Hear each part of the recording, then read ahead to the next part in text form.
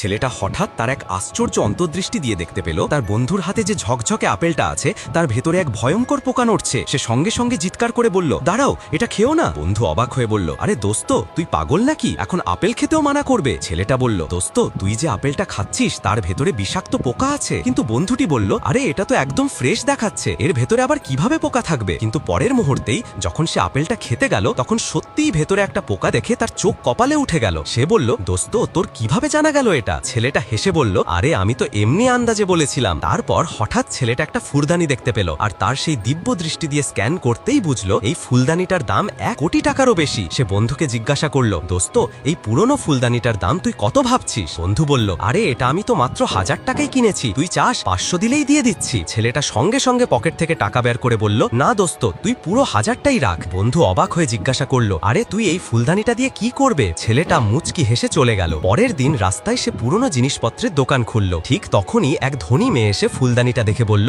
আরে এই ফুলদানিটা তো অনেক পুরনো দেখাচ্ছে। ঠিক তখনই এক গুন্ডা এসে ফুলদানিটা হাতে নিয়ে বলল, আজ থেকে এই ফুলদানিটা আমার। ছেলেটা রেগে গিয়ে বলল, এইভাবে নেওয়ার সাহস কি করে হলো তোর? গুন্ডাটা চিৎকার করে বলল, তুই জানিস না আমি কে? এই বাজে ফুলদানির কেউ 100 টাকাও দেবে না। তখনই মেয়েটা বলল, আমি এই ফুলদানিটার জন্য 50 লাখ দিতে রাজি। সবাই চমকে তাকিয়ে রইল। মেয়েটা ফুলদানিটা পরিষ্কার করতেই ভেতর থেকে বেরিয়ে এলো এক অমূল্য বস্তু, যা দেখে সবাই হতবাক। একজন বলল, এই ফুলদানিটা তো কয়েক কোটি টাকার। ছেলেটা হেসে বলল, ঠিক আছে, এখনই আমার স্ক্যানারে 50 লাখ ট্রান্সফার করে